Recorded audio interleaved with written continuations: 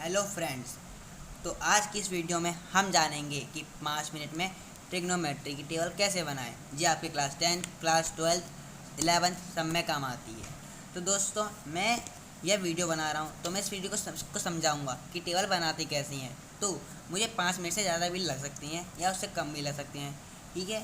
तो दोस्तों मैं हूँ आपके साथ आपका दोस्त मयंक श्रेष्ठ। तो आपका मेरे यूट्यूब चैनल पर स्वागत है। तो दोस्तों इस टेबल को बनाने के लिए आपको गिनती आनी चाहिए। गिनती आपने LKG UKG में याद करी होगी। अगर नहीं है याद, भूल गए हो तो कोई बात नहीं है, केवल 4 गिनती याद कर लेना। 0, 1, 2, 3 और 4। अब आपको क्या करना है, इनके नीचे अपन में लिख देंगे 4 सबके में।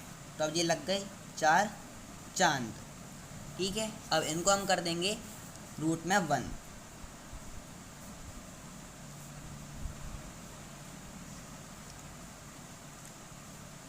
जी आ गई आपकी साइन थीटा की वैल्यू। अब आप बोलोगे ये वैल्यू कैसे आ गई, इसको हम सिंप्लीफाई कर देंगे, मतलब सिंपल कर देंगे, ठीक है।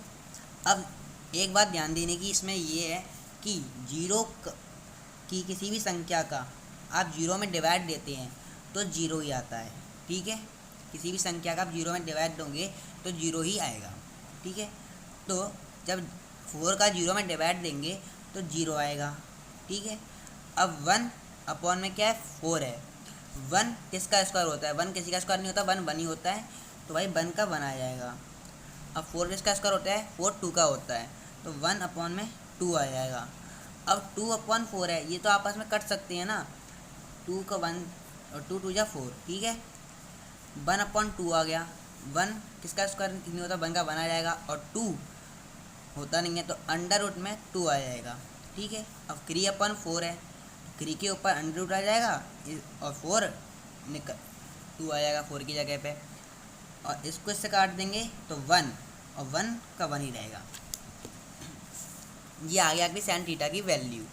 अब इसी प्रकार कॉस थीटा की वैल्यू निकाल देंगे, पर करेंगे क्या, कॉस थीटा की वैल्यू जो यहाँ पर आएंगी वो इसका उल्टा आएंगी इस तरफ से। जैसे कि यहाँ साइन 90 की वैल्यू जो है जो 1 है, तो यहाँ कॉस 0 की वैल्यू क्या हो जाएगी 1। यहाँ साइन 60 की वैल्यू अंडर रूट 3 अपॉन 2 है, तो यहाँ कॉस 30 की वैल्यू हो जाएगी अंडर रूट 3 अपॉन में 2। यहाँ साइन 45 की वैल्यू 1 अपॉन में अंडर रूट 2 है, तो यहाँ कॉस 45 की वैल्यू हो जाएगी 1 अपॉन में अंडर रूट 2। यहाँ साइन 30 की वैल्यू 1 अपॉन 2 है, तो कॉस 60 की वैल्यू हो जाएगी 1 अपॉन 2, और साइन 0 की वैल्यू 0 है, तो यहाँ पर कॉस 90 की वैल्यू हो जाएगी 0, ठीक है। अब आते हैं टेन थीटा पे। तो दोस्तों क्लास 10th में आपने पढ़ा होगा कि tan theta is equal to sine theta upon में कॉस थीटा, ठीक है। अब देखिए ये क्या है साइन थीटा, ये क्या है cos theta. Sine theta upon में cos theta is equal to tan theta. तो दोस्तों साइन 0 की वैल्यू निकालनी है, तो साइन नहीं टेन 0 की वैल्यू निकालनी है, तो साइन 0 अपॉन में कॉस 0, तो साइन 0 0 और कॉस 0 0। अब मैंने आपको बताया था कि किसी भी संख्या का 0 में डिवाइड देते हैं तो 0 ही आएगा। इसी प्रकार अब साइन टेन 30 की वैल्यू निकालनी है, किसकी, टेन 30 की। तो थोड़ा नीचे आते हैं, टेन 30 की वैल्यू निकालनी है, तो क्या करेंगे, तो tan 30 is equal to sine 30 upon में कॉस 30। अब साइन 30 की वैल्यू क्या होती है, साइन 30 की वैल्यू 1 अपॉन में 2 है, और कॉस 30 की वैल्यू अंडर रूट 3 अपॉन में 2 है। अब इक्वल टू हो जाएगा 1 अपॉन में 2 इंटू 2 अंडर रूट 3, 2 से 2 काट दो, यहाँ 1 अपॉन में अंडर रूट 3 आ जाएगा।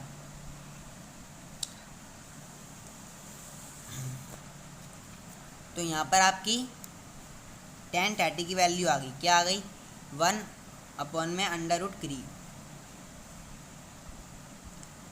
अब देखिए टेन 45 की वैल्यू 1 अपॉन में अंडर रूट 2, और यहाँ पे क्या है कॉस 45 की वैल्यू क्या है 1 अपॉन अंडर रूट 2। ये दोनों आपस में कट जाएंगे एक बार में, तो एक आ गया। यहाँ इस 2 को इससे कैंसिल कर देंगे तो अंडर रूट 3 आ जाएगा।